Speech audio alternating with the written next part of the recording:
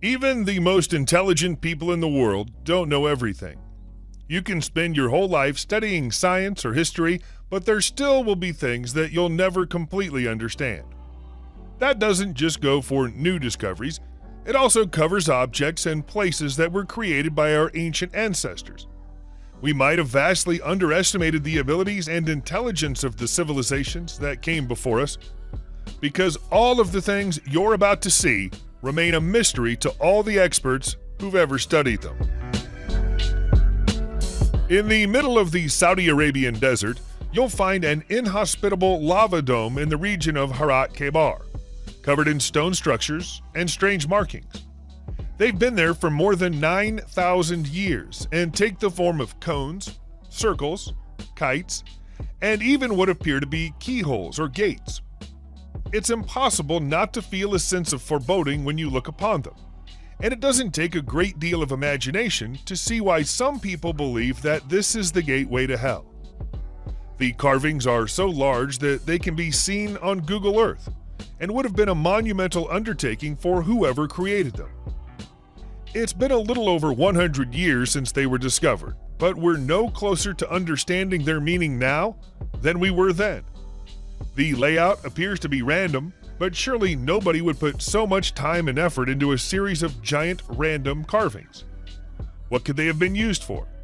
Local Bedouin tribes who live in the area refer to them using a term that translates as the works of the elders, but even they have no idea who put them there. If we ever solve the mystery of the Harat Kebar carvings, perhaps we could move on to solving the riddle of the petroglyphs in the Maharashtra region of India. There are thousands of them, many of which depict humans and animals, but some of the animals don't belong to this location. There are clear pictures of the rhinoceros and the hippopotamus, but the version of history that we currently believe says that there's no way African animals like that could have been known to human beings living in India 10,000 years ago. These are some of the oldest petroglyphs ever found on Earth, and so long-distance travel should have been out of the question for the tribes who created them. Either some animal species traveled much farther and wider than we think they did during ancient times, or our ancestors were much more accomplished when it comes to travel than we currently give them credit for.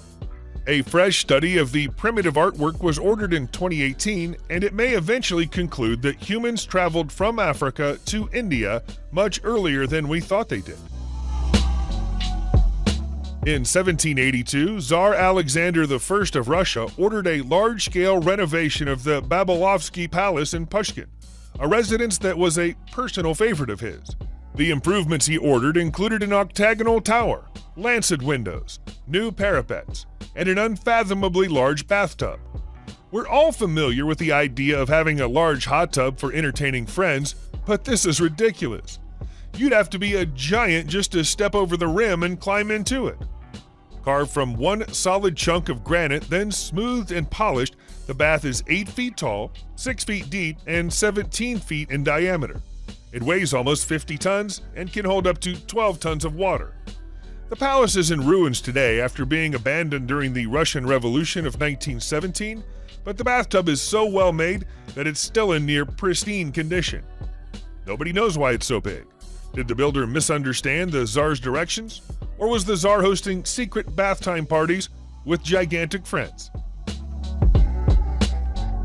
While we're on the topic of giants, more and more people are beginning to question the official narrative that giants have never existed on Earth. And that's because evidence that they did is beginning to pile up. If you've never heard or seen any of this evidence before, prepare to be amazed. Giant footprints have been found all over the planet, and they're hiding in plain sight. There are photographs from a Chinese village that show a person of regular size standing in what's clearly a footprint in ancient rock. The foot is obviously more than double the size of their own. Then there's the 4-foot-high footprint embedded in the rock close to the South African border with Swaziland, also clearly identifiable with toes on the end of the foot. The giant footprint of Bhima is one of the best-known examples of a giant footprint being discovered and recorded. You'll find that one in Bhimana Heji, close to Bangalore. To make matters worse for scientists, the rock that surrounds some of these footprints has been shown to be hundreds of millions of years old. Are they relics of an era that predates human life as we know it? What do you think? In 2014, a man named Dmitry was trying to light a fire in his home in Vladivostok, Russia, using coal he'd gathered earlier that winter morning. As he sifted through the coal, he found a lump of carved aluminum, closely resembling part of a gear mechanism. As it was embedded with a solid lump of coal, he thought it was a very strange discovery, so he took it to the Primory-based biologist Valery Breyer. Valerie's research suggested something impossible. The object was made of a blend of aluminum and magnesium and therefore couldn't have occurred naturally, yet it was around 300 million years old. Small gear pieces like this are used in a variety of different machines and electronic gadgets today, such as microscopes. How could such a thing end up embedded in a prehistoric lump of coal? To conspiracy theorists, there are only two possible answers. It was either left there by a human time traveler or by extraterrestrial visitors. Scientists would be quick to dismiss either possibility, but what else are we supposed to believe when there are no other answers? Let's stay in Russia for a moment, because here's another ancient Russian riddle that's been causing a lot of head-scratching in scientific circles. It's a figurine with a distinctive-looking feather headdress, and it turned up in a field used for growing potatoes in Novosibirsk. It was obviously made by human hands, but it's 5,000 years old. We have no records of any advanced human settlement in Siberia 5,000 years ago, and although there were a few nomadic tribes there, they weren't believed to have worn feather headdresses like this. There were a few Middle Eastern cultures who may have dressed like this, but they lived a long way away and died out around 2,000 years earlier. The last update we had about this strange figurine was that it would be sent for further testing in 2017, but after that, there's no more information. Maybe the experts are still studying it, or maybe their studies turned up some information that they'd rather the general public wasn't aware of, so they're staying silent on the matter. 2017 was also the year that researcher and photographer Ismet Smali went out for a walk in the Kosovo Mountains and found something that defies both belief and description. We'll let the pictures speak for themselves as much as possible here. Your eyes don't deceive you. This is a rounded, shaped stone with an electromagnetic coil integrated within it. The wires are made of copper and are part of the stone itself rather than being added to it after the stone was created, as if the copper and stone were somehow fused together to make one artifact. There's also a series of convex bands carved into the stone acting as an insulator. In the reverse, 4 symmetrically engraved circles. The chances of this object occurring naturally are 0, and it's impossible to say that it could be anything other than a transformer. Here's the problem with that idea. Ismet submitted the artifact for basic testing and was told that it's 20,000 years old. That means that it can't possibly be a generator, and yet it so clearly is. Since then, Ismet has refused to submit his discovery for any further tests because he's convinced he'll never see it again if he does. Very little is known about Italian mapmaker Urbano Monte. We know that he was born in Milan and that his parents were aristocrats. We presume that he had a very keen interest in travel and geography. If he didn't, he couldn't have come up with the enormous map that he's famous for. A map that displayed knowledge that someone from his time shouldn't have had.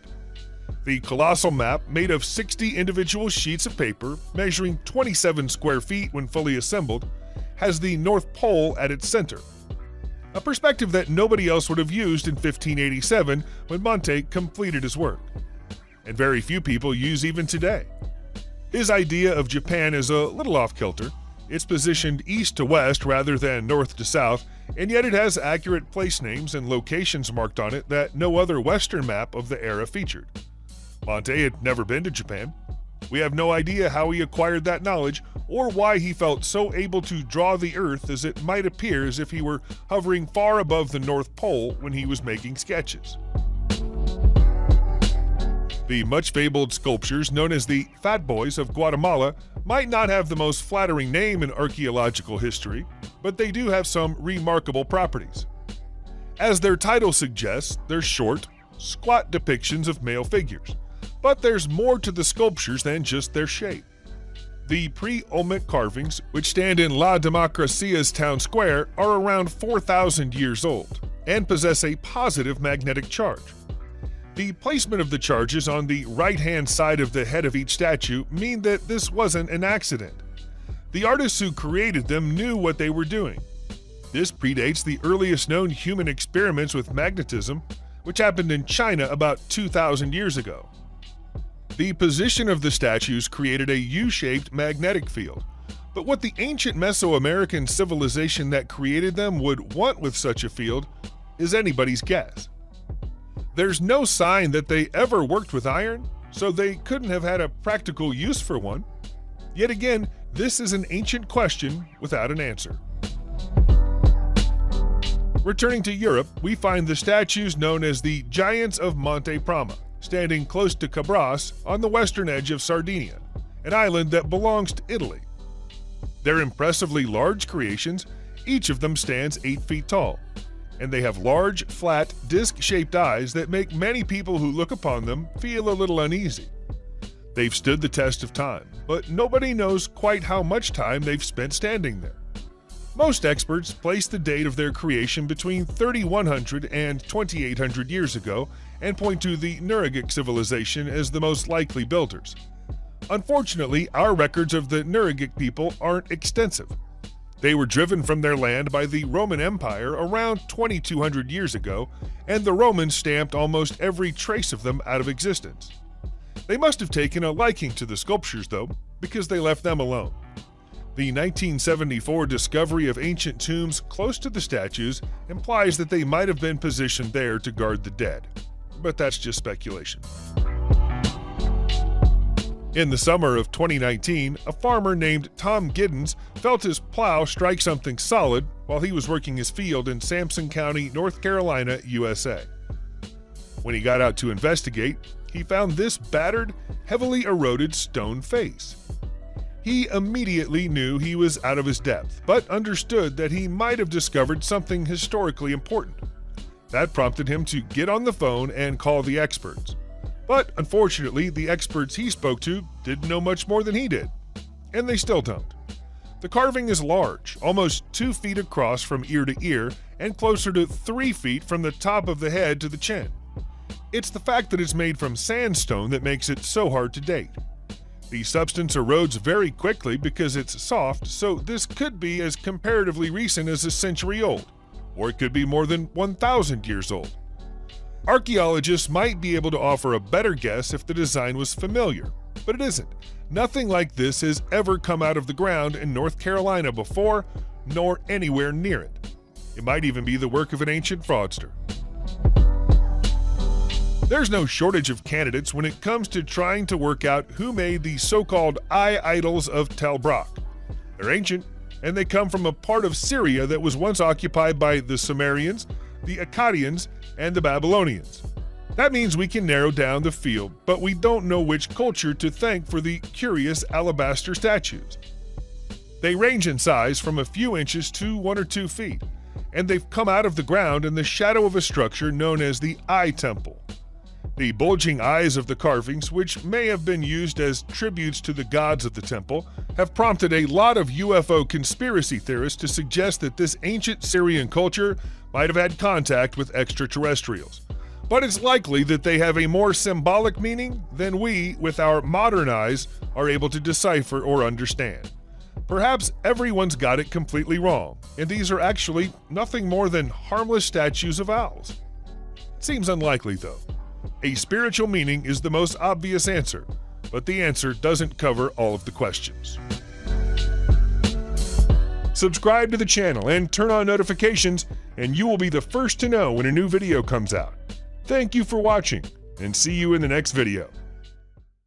For more interesting videos like this one, please subscribe.